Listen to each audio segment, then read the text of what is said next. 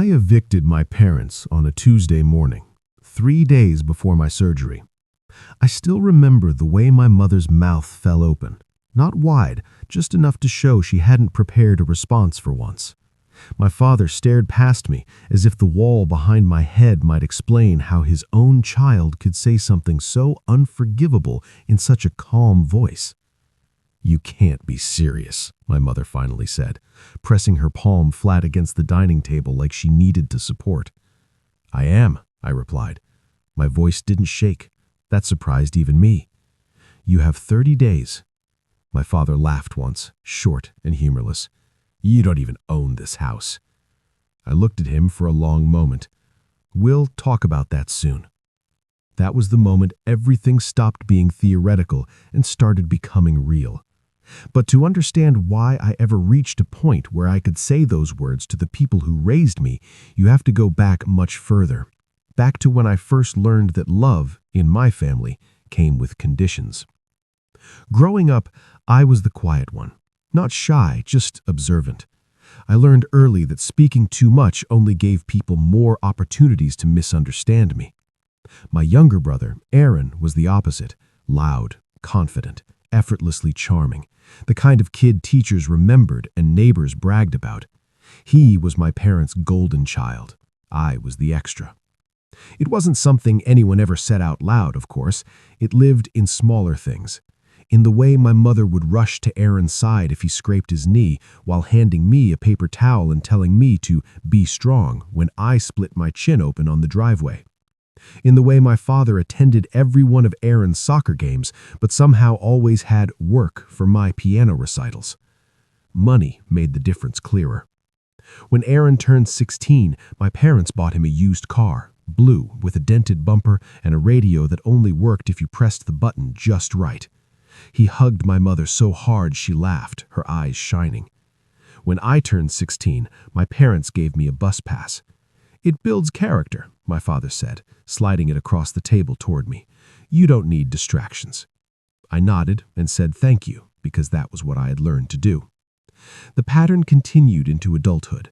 Aaron's college tuition was paid in full. Mine came with conditions. I worked 2 part-time jobs and took out loans while my mother reminded me how expensive school was, how lucky I was they helped at all. They helped Aaron start a business after graduation, a small tech repair shop. I remember sitting at the kitchen table when my father announced it, his voice proud. "We're investing in his future," he said.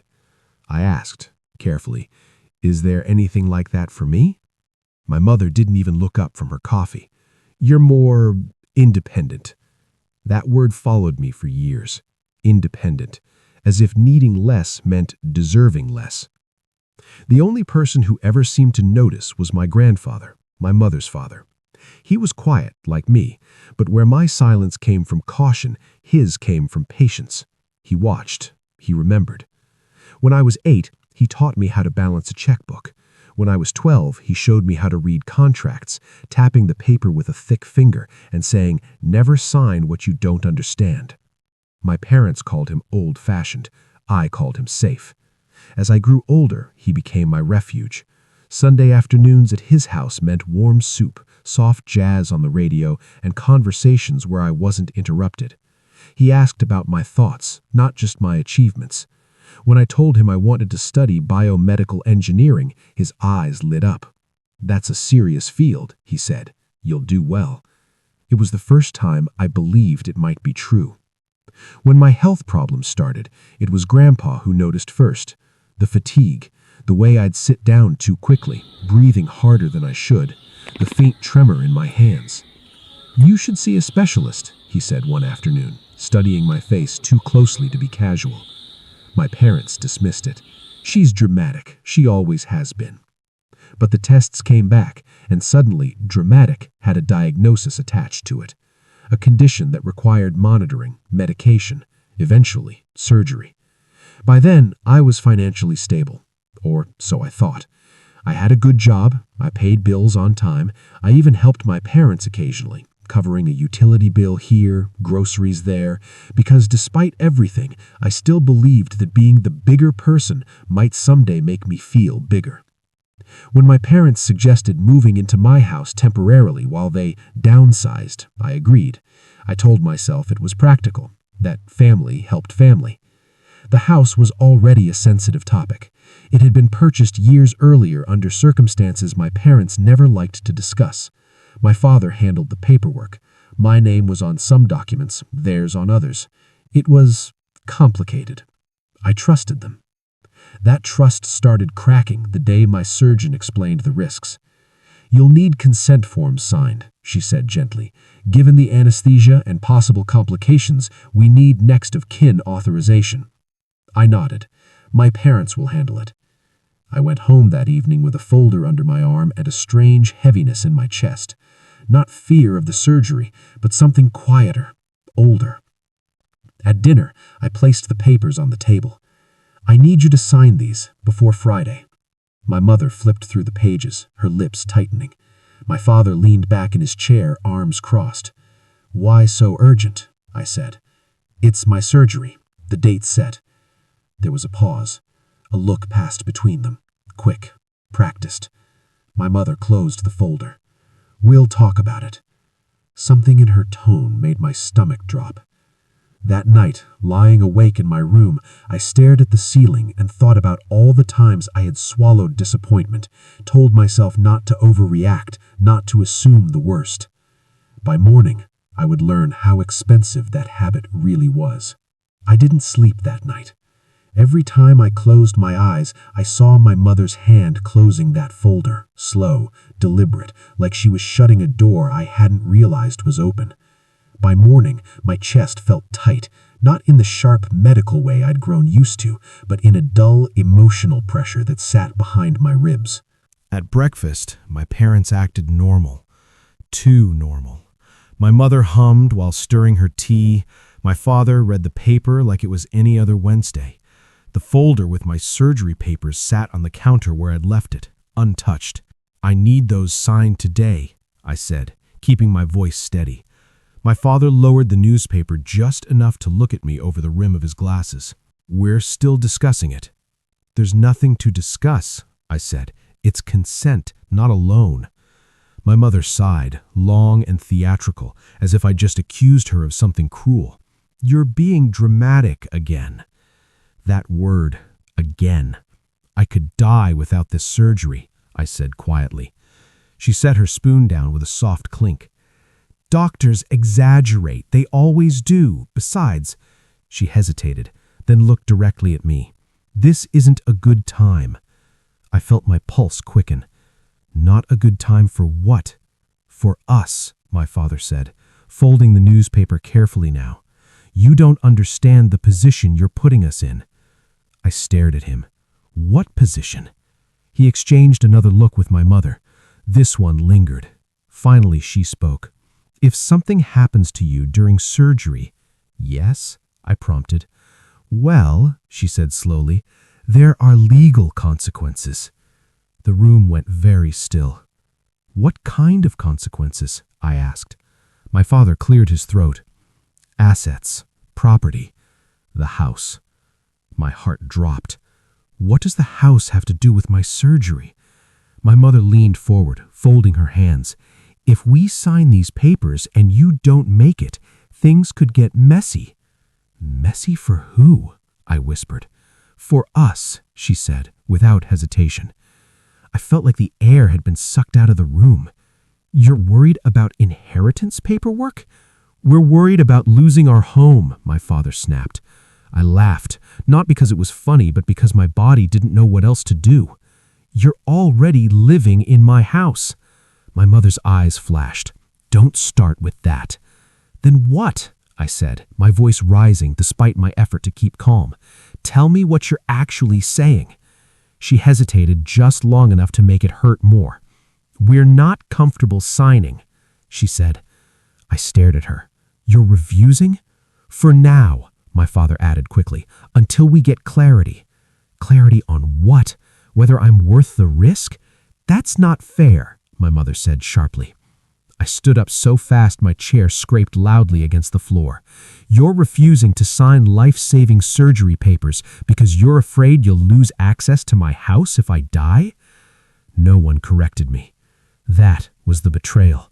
Not shouted, not dramatic, just quietly revealed like rot under old paint. I grabbed the folder and went to my room, closing the door harder than I meant to. I pressed my back against it, breathing shallowly, my hands numb. I'd spent my entire life minimizing my needs so they'd never have to choose between me and their comfort. And now that a choice was unavoidable, they'd chosen. That afternoon, I called my surgeon, my voice barely holding together. She was calm, professional, but firm. You need a legal proxy, someone you trust. I thought I had one. I hung up and sat on the edge of my bed, staring at my phone. There was only one name that made sense: Grandpa. When he answered, I didn't even try to sound okay. "They won't sign," I said. There was a pause on the line, not the confused kind, the disappointed kind. "Come over," he said. "Bring everything." By the time I arrived, my hands were trembling again, but this time from something closer to anger than fear. Grandpa listened without interrupting as I explained everything, every word, every look, every excuse. When I finished, he leaned back in his chair and closed his eyes. "You were not ready to see them as they are," he said. I looked at him. Suspected what? That this day would come. He stood and walked to a filing cabinet in the corner of the room, one I'd seen my whole life but never questioned. He unlocked it and pulled out a thick envelope, yellowed at the edges. "Before you say anything," he said, turning back to me, "you need to understand something. Your parents have been planning their future around your silence." My throat tightened. "What do you mean?" He placed the envelope on the table between us, but didn't open it yet. "They've been making arrangements," he continued. "Financial ones, quiet ones." A chill ran through me. Arrangements involving what? He met my eyes. "Your house, your money, and your signature, whether you knew it or not." I felt sick. They forged something? "Not exactly," he said, "but they tried." He slid the envelope toward me. "I was waiting," he said, his voice steady, "for the moment you were ready to stop protecting them from the truth." My hands hovered over the envelope, my heart pounding so loudly I could hear it in my ears. Inside, I knew, was the proof, and once I opened it, nothing would ever go back to the way it was. I didn't open the envelope right away. It sat between us on Grandpa's kitchen table, its edges worn soft like it had been handled many times, just never by me. The clock on the wall ticked steadily, each second loud enough to feel like a decision being made without my permission. Grandpa watched me, his hands folded, his face calm in the way only someone who is already grieved can be. "You don't have to look yet," he said gently. "I do," I replied. My voice sounded distant, like it belonged to someone else. "If I don't, I'll keep pretending." I slid my finger under the flap and opened it. The first thing I saw was my name, typed, clean, correctly spelled. The second thing I saw was my parents' writing. I felt the room tilt. Inside the envelope were copies, carefully organized, a revised property agreement, a power of attorney draft, a notarized statement dated 6 months earlier, granting my parents temporary control over my financial assets in the event of incapacitation. Incapacitation. I looked up slowly. "I never signed this." "No," Grandpa said. My eyes dropped back to the page. My signature was there, or something that tried very hard to be. It was close enough that a tired clerk might not question it, close enough that my parents probably convinced themselves it counted. My hands started shaking. "They planned this?" I whispered. "Before your health got worse." "Yes," Grandpa said, "and before you let them move in." A sound escaped my throat, half laugh, half sob. "They were preparing for me to disappear?" Grandpa leaned forward.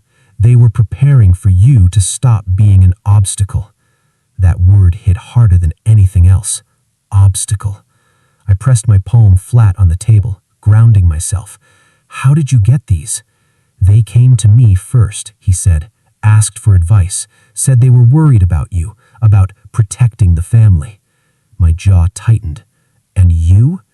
"I told them I needed time to review," he said. Then I made copies, quietly. I swallowed.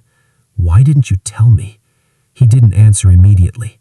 When he did, his voice was low. Because I knew you weren't ready to see them as they are. The truth of that settled heavily in my chest. I flipped through the pages again, slower this time. Dates, clauses, legal language that suddenly made terrifying sense. They were going to take everything? I said. They already tried, Grandpa corrected. They just needed you sick enough for it to stick. I closed my eyes. At breakfast, my parents acted normal. Too normal. My mother hummed while stirring her tea. My father read the paper like it was any other Wednesday. The folder with my surgery papers sat on the counter where I'd left it, untouched. I need those signed today, I said, keeping my voice steady. My father lowered the newspaper just enough to look at me over the rim of his glasses. We're still discussing it. There's nothing to discuss, I said. It's consent, not a loan. My mother sighed, long and theatrical, as if I'd just accused her of something cruel. You're being dramatic again. That word, again. I could die without this surgery, I said quietly. She set her spoon down with a soft clink. Doctors exaggerate. They always do. Besides, she hesitated, then looked directly at me. This isn't a good time. I felt my pulse quicken. Not a good time for what? For us, my father said, folding the newspaper carefully now. You don't understand the position you're putting us in. I stared at him. What position? He exchanged another look with my mother. This one lingered. Finally, she spoke. If something happens to you during surgery— Yes, I prompted. Well, she said slowly, there are legal consequences. The room went very still. What kind of consequences? I asked. My father cleared his throat. Assets, property, the house. My heart dropped. What does the house have to do with my surgery? My mother leaned forward, folding her hands.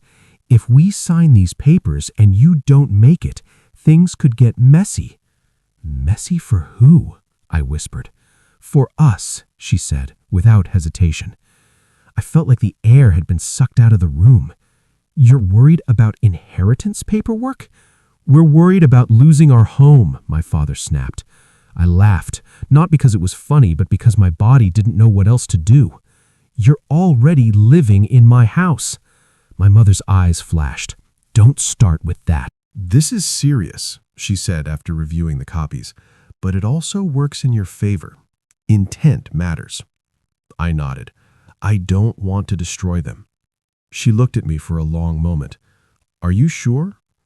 I thought about my mother closing that folder, about my father worrying more about property than my pulse. I want the truth visible, I said. That's all. At home, I said nothing. My parents mistook my silence for surrender. My mother became almost kind, offering soup, knocking softly before entering my room. My father avoided me altogether, which had always been his way of feeling innocent. At dinner one night, my mother smiled and said, "We've been thinking. Maybe we overreacted." I met her eyes. Maybe. She relaxed, mistaking my calm for forgiveness.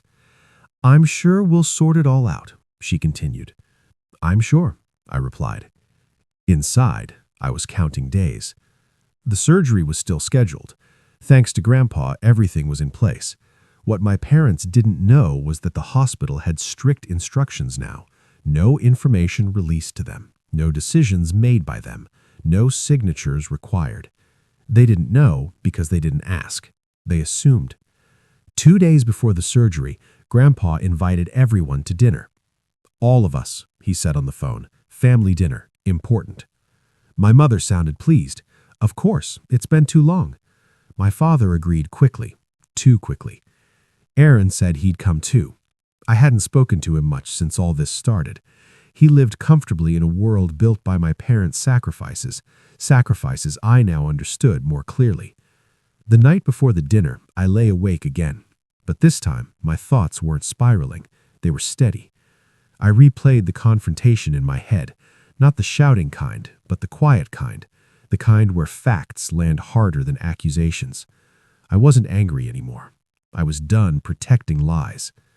The next evening, we gathered around Grandpa's table, the same one where I'd opened the envelope days earlier, the same one that had shifted something permanent inside me. Everyone smiled, laughed, passed dishes. My parents didn't notice the folder resting beside Grandpa's plate, but they would. Dinner began like every other family gathering, too polite, too loud in the wrong places. My mother complimented Grandpa's cooking.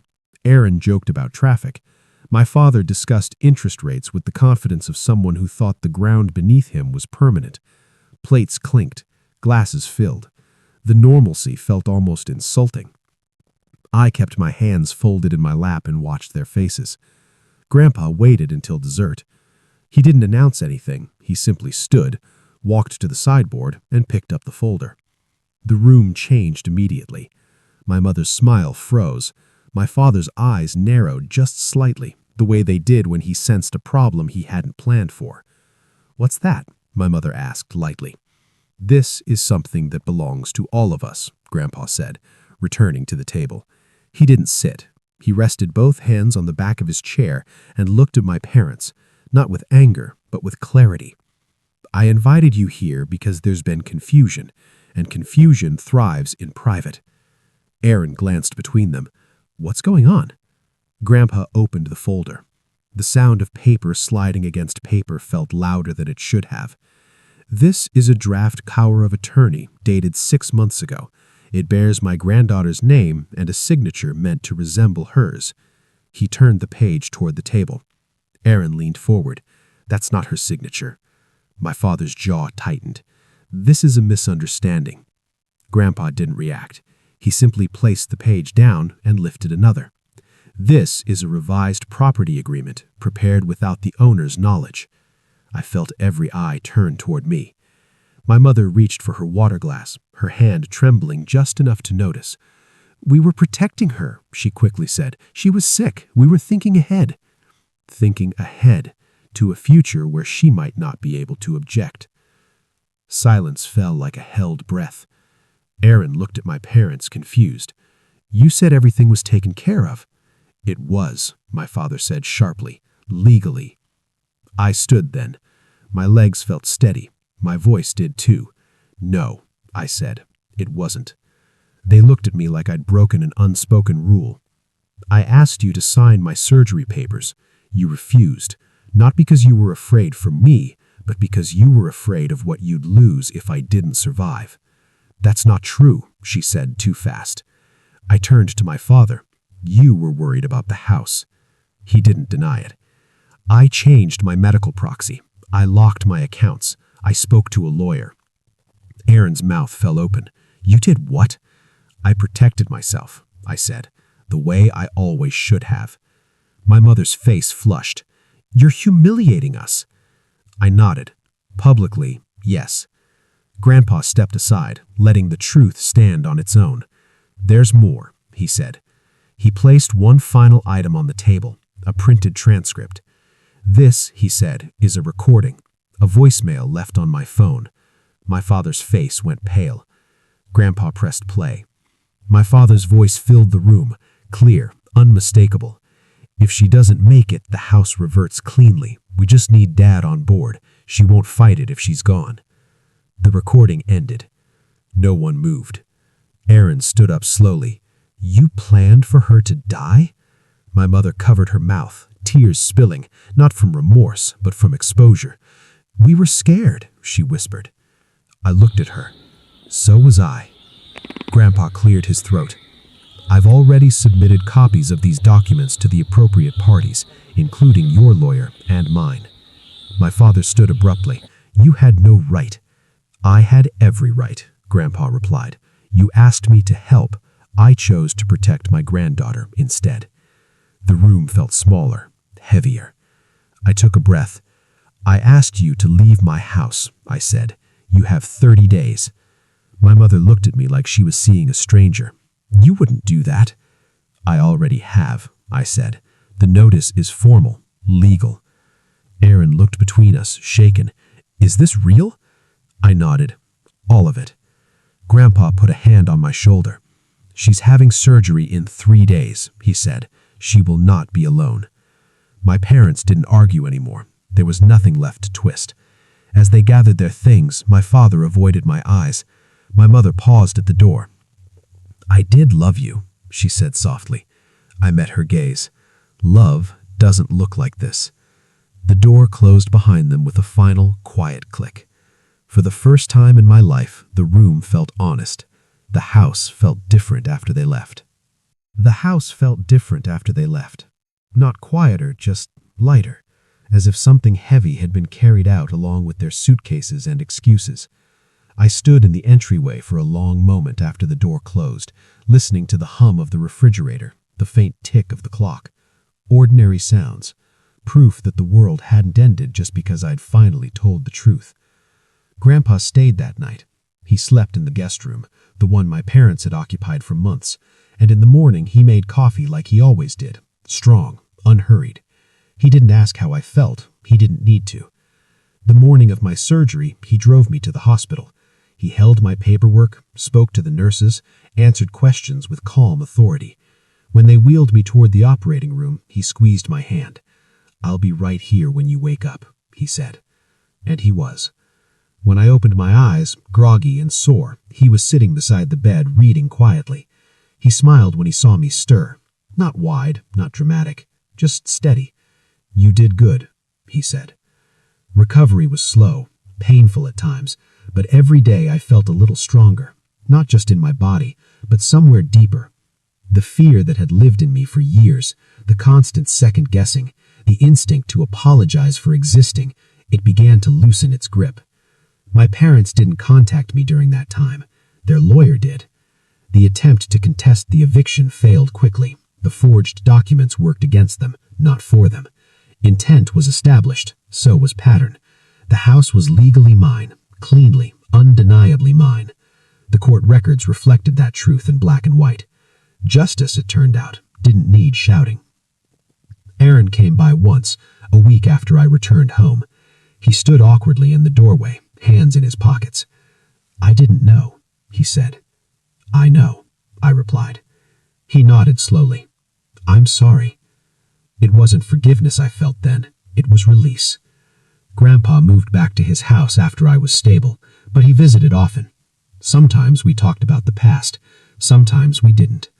One afternoon, as we sat on the porch watching the light fade, he said, "You know, silence can be strength, but only when it's chosen." I smiled. "I'm choosing now." Months later, I stood in my living room, the same room where my parents once dismissed my fears, and rearranged the furniture. I donated what reminded me of pain. I kept what felt honest. I planted something new in the yard. I didn't feel victorious. I felt free.